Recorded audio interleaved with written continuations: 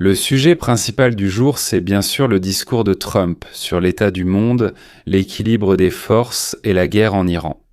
Mais je voudrais commencer par l'affirmation de la presse, américaine et internationale, selon laquelle MAGA, Make America Great Again, le mouvement est divisé.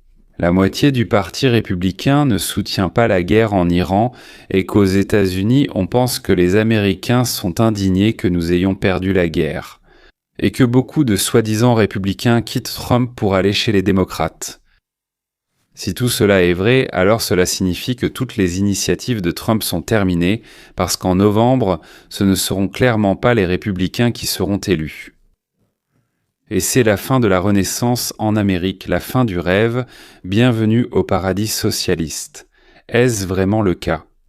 Eh bien, commençons par le soutien à Trump au sein du mouvement MAGA, puis nous passerons au discours historique de notre président. Parmi les républicains qui s'identifient eux-mêmes comme partisans du mouvement MAGA, le taux d'approbation de Trump est de 97%, un impressionnant 97%, mais cela bien sûr pâlit en comparaison avec le dernier sondage de NBC, qui a montré que Trump a obtenu un score parfait parmi les fidèles partisans du mouvement MAGA avec 100% d'approbation. Même Harry Anten de CNN a été obligé de s'étonner de ce résultat de sondage sans précédent. Mais combien sont-ils, les partisans de MAGA ? Peut-être que la moitié d'entre eux ont déjà quitté ce fameux mouvement MAGA. C'est une partie du parti républicain, plus des indépendants qui ont changé de camp, plus des démocrates d'ailleurs, il y en a un certain nombre qui ont rejoint le mouvement MAGA. Donc peut-être qu'aujourd'hui, seule une petite partie du parti républicain soutient Trump. Et le mouvement MAGA lui-même grandit. Selon les données de YouGov, 65% des républicains se considèrent désormais comme partisans du mouvement MAGA. L'Amérique avant tout. C'est le chiffre le plus élevé jamais enregistré dans leur sondage sur cette question. C'est-à-dire que, selon l'économiste de YouGov, ce sondage de CNN auprès de la population indique qu'il n'y a jamais eu autant d'enthousiasme envers le mouvement organisé par Donald Trump qu'en ce moment. Jamais auparavant. Avant, la moitié du parti républicain se disait MAGA, et maintenant c'est 65%, c'est une augmentation énorme. Et à la radio, à la télévision, dans les podcasts, on entend parler de division, de fuite. Méfiance, catastrophe. C'est tout simplement une catastrophe.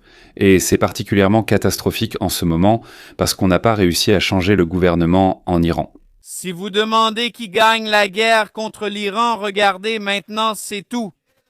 76% à juste titre répondent les États-Unis. Ce n'est même pas proche. Mais compte tenu de l'hystérie 24 heures sur 24 de la propagande imposée par les médias traditionnels, on pourrait croire que c'est le Vietnam 2-0. Mais malheureusement pour les médias traditionnels, l'immense majorité des nations a ignoré les médias traditionnels. Ils les ont éteints et ils reconnaissent que chaque indicateur militaire objectif montre sans équivoque que les forces des États-Unis et d'Israël ont écrasé l'Iran. Parlons bien sûr de ce que les États-Unis et Israël n'ont pas accompli. Mais d'abord, quand même, quels étaient les objectifs, le minimum et les souhaits ? C'est-à-dire les objectifs maximum ou, comme on dit, les espoirs optimistes, n'est-ce pas ? Si vous voulez, on peut les appeler ainsi. Donc les objectifs obligatoires, c'est-à-dire le minimum à atteindre, n'est-ce pas ? La destruction de la défense anti-aérienne de l'Iran et de la flotte militaro-industrielle a été accomplie. Eh bien, on dit que c'est fait à environ 90%, je n'ai pas compté. La destruction de la flotte navale, on dit que c'est à 95%. La destruction des lanceurs, des missiles, des entrepôts et en général de l'industrie liée à la production de missiles. Eh bien, selon différentes estimations, entre 80 et 90% ont été bombardés. Comme disent les Israéliens et les Américains, accordez-nous 1 ou 2 semaines et nous finirons ce travail. La destruction des centres restants de développement et de production d'uranium enrichi, y compris les laboratoires, a été réalisée là encore, certains disent à 80%. D'autres à 95%. Eh bien, je vais vous dire ceci. Il semble que beaucoup de choses qui devaient en être détruites l'ont déjà été. Merci, leur flotte n'existe plus. Leurs forces aériennes sont détruites. Leur potentiel de missiles balistiques a été réduit de plus de 90%. Leur potentiel de drones a été réduit de plus de 90%. Leurs capacités de production ont été complètement détruites. Leur direction des mollahs aux militaires a été complètement anéantie. Nous avons une supériorité aérienne totale et absolue pour faire tout ce que nous voulons, quand nous le voulons. Absolument chaque indicateur militaire est sans équivoque. Cela témoigne que les forces américaines et israéliennes ont pratiquement complètement détruit la capacité de l'Iran à projeter sa puissance. La première tâche principale était d'arrêter l'Iran, de repousser leur production d'armement de 10 ans et de créer les conditions pour un éventuel changement de politique de l'Iran. Soit un changement, disons, de la politique actuelle de la clique au pouvoir, soit un changement de ce même régime. Eh bien, la clique, disons, a été laissée en place, mais on les a forcés à se comporter différemment au Venezuela. C'est pour ainsi dire une sorte de scénario vénézuélien. Mais encore une fois, cela n'a jamais été posé comme un objectif principal et obligatoire. Donc, il ne s'agit pas de changer le régime, mais de créer des conditions. Ou, pour être plus précis, essayer de créer des conditions. Bien sûr, pour nous comme pour le reste du monde, ce serait formidable si le régime changeait. Donc, il est devenu... disons, imaginons comme à l'époque de Pahlavi, donc du Shah, c'est-à-dire avant l'islamisation. C'est-à-dire, ils avaient l'islam comme religion, mais ce n'était pas un régime islamiste. Je ne sais pas comme maintenant, sous le pouvoir actuel. Pour que l'Iran change sa politique, qu'il rejoigne la coalition de l'Arabie Saoudite, d'Israël, et ainsi de suite, et ainsi de suite, et ainsi de suite. Mais il existait certaines barrières que les États-Unis ne pouvaient eux tout simplement pas franchir. Disons, un débarquement massif, énorme, disons, de 100 000 hommes, je ne sais pas, quelque chose comme ça. L'invasion de l'Iran. Impossible, n'est-ce pas? Oui, une opération militaire à long terme aussi. Malheureusement, ou heureusement, je ne sais pas, c'est impossible. Les évaluations ludiques des gars américains, les rapports du front où meurent des garçons et des filles, de l'Iowa et du Montana. Et Trump a annoncé dès le début que ce serait 46 semaines d'opération militaire. Il s'est écoulé 4,5 semaines. Qu'est-ce que nous n'avons pas accompli? Le régime donc, peut-être avec d'autres visages, mais c'est le même.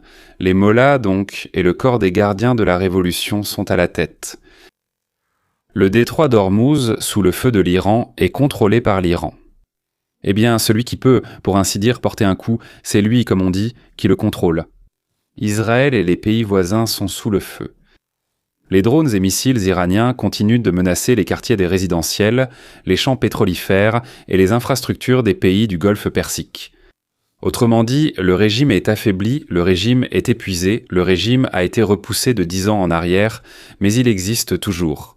Aucune force, ni à l'intérieur ni à l'extérieur de l'Iran, n'a été capable d'affronter le corps et de libérer l'Iran. Qu'est-ce qui a changé dans le monde? L'Iran n'a plus d'industrie militaire. La seule source d'où ils peuvent obtenir des missiles, c'est la Chine et la Russie. Cependant, l'Iran a les mains libres. Et ils vont tirer petit à petit, mais continuellement, sur Israël et sur les alliés des États-Unis dans la région. Les avions israéliens vont constamment et librement survoler l'espace aérien iranien, éliminant en permanence tout ce qu'Israël considérera comme dangereux. Les Houthis et le Hezbollah continueront de tirer sur Israël. Et les Houthis pourraient aussi commencer à intercepter des navires transportant du pétrole et d'autres marchandises près de leurs côtes. C'est un autre détroit, moins étroit, mais c'en est un aussi. Donc en gros, c'est très mauvais, n'est-ce pas? Oui et non. Nous n'avons pas encore pris en compte le reste du monde. L'Asie et l'Europe reçoivent beaucoup de ressources énergétiques de cette région. Ni la Chine, ni le Japon, ni l'Union européenne n'acceptent les tirs ou même le chantage consistant à payer pour qu'il n'y ait pas de tirs. Tant que l'Iran tire des missiles sur les sunnites et Israël, la région reste instable. Les acheteurs de pétrole ont diverses options. Si les États-Unis se retirent, les pays importateurs devront résoudre eux-mêmes le problème de l'approvisionnement en pétrole. Et, comme toujours, il y a deux solutions. La première consiste à envoyer des escadres militaires et à protéger leurs routes commerciales, tout en tirant sur les positions en Iran d'où partent les drones et les missiles. Et la deuxième, c'est de négocier avec l'Iran. Et si l'Europe n'a pas vraiment la force pour cela, ou plutôt, elle a la force mais pas la volonté politique, alors la Chine, qui reçoit environ la moitié de son pétrole du golfe du Brésil, a proposé aujourd'hui, juste avant le discours de Trump, une solution à cette situation. apparemment rapidement et sans effusion de sang. Mais pourquoi ont-ils fait cela? Et à qui cela profite-t-il ou nuit-il? Il est clair que la Chine tire profit de ses propres propositions. Mais qu'en est-il des autres? La Chine et le Pakistan, pas seulement la Chine et le Pakistan ont présenté un plan en 5 points pour mettre fin à la guerre au Moyen-Orient. Un cessez-le-feu immédiat, des négociations de paix, la protection des infrastructures, la libre circulation à travers le détroit d'Ormuz, tout cela sous l'égide de l'ONU, tout se règle ainsi. Ça sonne bien, très bien. Voyons les choses en face. Qui propose cela? Pourquoi? Qu'est-ce qui est en jeu et à qui cela profite? Donc l'Iran fournit environ 12% de toutes les importations de pétrole de la Chine, à des prix inférieurs au marché en contournant les voies officielles. De plus, 40% du pétrole que la Chine achète au Moyen-Orient transite également par le détroit d'Ormuz. L'Iran a bloqué le détroit. Pour Pékin, c'est un coup directement au plexus solaire. Ajoutez à cela près de 70 milliards de dollars d'investissement chinois au Pakistan via le corridor économique. L'instabilité dans la région menace toute cette infrastructure. La conclusion est simple. La Chine perd de l'argent.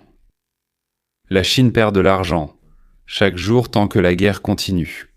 Si la guerre s'éternise, Pékin subira une crise énergétique chez lui, une défaite géopolitique dans la région, un précédent dangereux.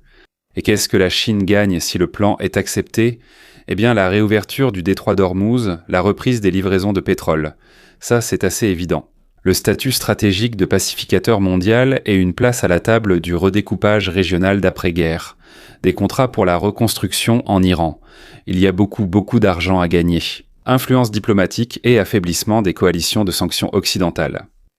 Les États-Unis ont mené la guerre avec des objectifs précis.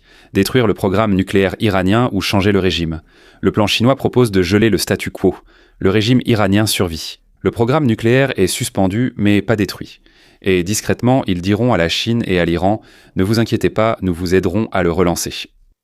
Pour Téhéran, ce plan est bien sûr une bouée de sauvetage.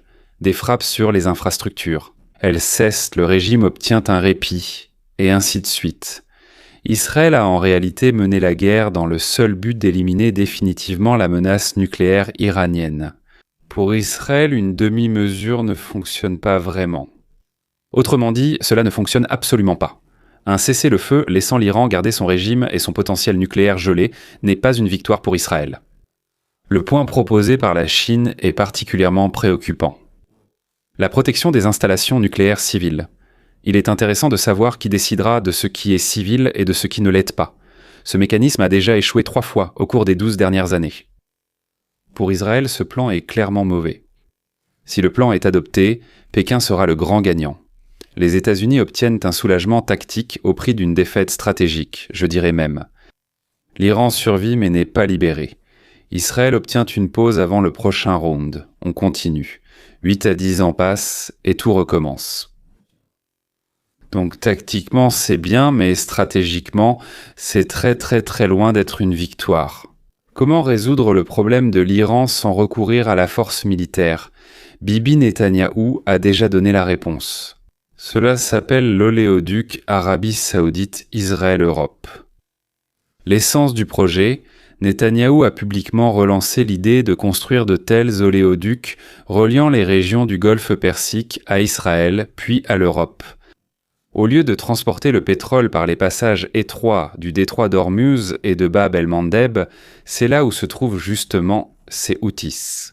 Nous pouvons, a-t-il dit, construire un oléoduc vers l'ouest à travers la péninsule arabique jusqu'au port méditerranéen d'Israël. Quel est ce pipeline? Il n'est pas si énorme, 700 km depuis Yanbu, en Arabie Saoudite, à travers la Jordanie jusqu'à Eilat, avec un raccordement au pipeline déjà existant à Eilat-Ashkelon, qui mène à la Méditerranée, au port et ensuite vers l'Europe. Pourquoi est-ce important en ce moment? Israël cherche à se présenter comme un corridor sûr pour l'exportation des ressources énergétiques du Golfe Persique vers l'Occident. C'est lui qui assurera la protection. Naturellement, Israël protégera ce même pipeline. Dans le contexte des menaces des Houthis et de la fermeture du détroit d'Ormuz, cette option devient très précieuse. Israël gagnera plusieurs centaines de millions de dollars par an grâce au transit, mais ce n'est pas le plus important. L'essentiel, c'est qu'ils se retrouvent dans le même camp que l'Arabie Saoudite et les pays du Golfe, qu'ils sauvent des itinéraires vulnérables et dangereux. L'Europe obtient une route plus courte et moins chère pour le pétrole du Golfe, contournant le canal de Suez. La position de Chaga est très simple. Chris Wright à Washington en avril 1925 a indiqué que nous manifestons un vif intérêt et que nous serions ravis de soulever cette question auprès de la partie saoudienne. Mais l'Arabie Saoudite malheureusement dit que tant que la question ne sera pas résolue entre Gaza et Israël, nous ne pouvons pas commencer à en discuter. Autrement dit, encore une fois, tout dépend de Gaza. Eh bien, je pense qu'à la fin, il faudra prendre certaines décisions concernant Gaza. Mais si le pipeline est construit, cela change tout. Absolument tout. Immédiatement. Le détroit d'Ormuz perd son importance pour l'Iran. Il cesse d'être un point d'étranglement pour l'énergie mondiale. L'Iran perd son atout principal. Israël devient un hub énergétique entre l'Asie et l'Europe. Et la normalisation de l'Arabie Saoudite avec Israël devient économiquement inévitable. Parce que, messieurs, je vais vous révéler maintenant un terrible secret auquel vous n'aviez jamais pensé. Les pétrodollars sont plus importants que la politique. Voilà. Bon, très bien. Nous parlons déjà depuis longtemps, mais en réalité, nous sommes réunis aujourd'hui pour écouter et évaluer le discours de Trump. Écoutons donc quel chemin Trump a choisi pour résoudre tous ces problèmes. C'était donc la deuxième allocution télévisée de Trump 47. Il a commencé son discours en félicitant la NASA qui, aujourd'hui, quelques heures avant son allocution, a envoyé un groupe d'astronautes faire le tour de la Lune sur une trajectoire que personne n'avait encore empruntée. Ensuite, il a rappelé le cas du Venezuela, comment, avec peu de pertes, en fait sans aucune perte américaine, il a été possible de changer les relations avec ce pays où d'importants travaux sont actuellement en cours pour augmenter la production de pétrole. En Iran, a déclaré Trump, c'est une victoire militaire totale. Pendant 47 ans, l'Iran criait « Nous tuerons les Américains ». Tous les présidents juraient donc qu'ils neutraliseraient l'Iran, mais personne n'a levé le petit doigt. Diriger, cela veut dire corriger leurs erreurs, a dit Trump, c'est tombé sur nous, vous et moi. L'Iran, ils ont fait exploser notre navire à l'époque, ils ont pris nos gens en otage, ils ont entraîné des terroristes à tuer des Américains, ils ont organisé un massacre en Israël, ils ont tué leurs propres citoyens. Environ, au total, ces dernières années, 45 000 personnes, dont 35 000 rien que lors de la dernière manifestation. Il ne fallait pas les laisser mettre la main sur l'arme nucléaire et sur des missiles à longue portée. C'est la thèse principale de Donald Trump, comme de tous les autres présidents américains. J'ai dit la même chose depuis le début de ma campagne présidentielle. Avec moi, l'Iran n'obtiendra pas. C'est seulement quand il est devenu évident qu'il l'obtiendrait bientôt. Dès qu'ils ont eux-mêmes déclaré que leur uranium était déjà enrichi à 60%, dès que nous avons découvert que l'AIEA avait déjà trouvé quelque part là-bas 8778, encore une fois, comme je l'ai déjà dit, je ne me souviens plus. Je ne me rappelle plus le pourcentage d'enrichissement exact. Autrement dit, en d'autres termes, voilà, encore une semaine, encore 2, encore 3, et ils auraient intué assez d'uranium pour 11 bombes. Tout a déjà été calculé depuis longtemps. Ils auraient intué assez d'uranium en 4 ans, La guerre mondiale s'est terminée, oui, mais elle a duré plus longtemps. Eh bien, on considère, si on compte d'un point à l'autre, que ça a duré 4 ans, oui. L'agression russe en Ukraine a duré 4 ans, mais nous, en 32 jours, nous avons détruit la force militaire. De l'Iran, un pays avec des milliards de ressources et une population de 92 millions d'habitants, ce n'est vraiment pas un petit pays. Donc le Koweït, le Qatar, Bahreïn, les Émirats, l'Arabie Saoudite, Israël nous ont aidés, a dit Trump, et nous ne les laisserons pas tomber. Nous ne quitterons pas la région tant que tout ce qui concerne le complexe militaro-industriel ne sera pas détruit, ne sera pas réduit en ruine. C'est la première promesse que Trump a faite pendant ce discours. Au cours des 23 prochaines semaines, a déclaré Trump, tout cela, ce dont il a parlé, sera détruit. Et j'avertis que nous pouvons décider de détruire toute l'infrastructure énergétique de l'Iran. Et nous le ferons en un seul jour, voire même en une seule frappe aérienne. Et si l'Iran fait quelque chose de vraiment grave, il entend bien sûr par là une bombe radiologique sale, alors nous détruirons tout ce qui est lié au pétrole. Eh bien, c'est Donald Trump qui a averti la Chine, l'Asie et l'Europe pour qu'ils expliquent aux Iraniens qu'il y a certaines limites qu'on ne peut pas franchir, même en temps de guerre. Il n'a pas dit un mot sur la proposition de la Chine, pas un mot sur l'Europe et l'OTAN, mais il a dit « Nous n'avons pas besoin du détroit d'Ormuz ». Nous avons traité le problème nucléaire que nous n'avons malheureusement pas pu résoudre complètement lors de la première attaque. Il est devenu clair qu'ils rassemblent petit à petit de tous les côtés, leurs amis les aideront là-bas, nos ennemis aussi, oui, et il est devenu évident qu'il fallait détruire non seulement les principaux nœuds, mais aussi tout ce qui gravite autour. Maintenant, s'il y a des Iraniens assez idiots pour vouloir cela à cause de ce que nous avons fait au monde entier, eh bien ce n'est pas notre problème. Débrouillez-vous avec l'Iran vous-même.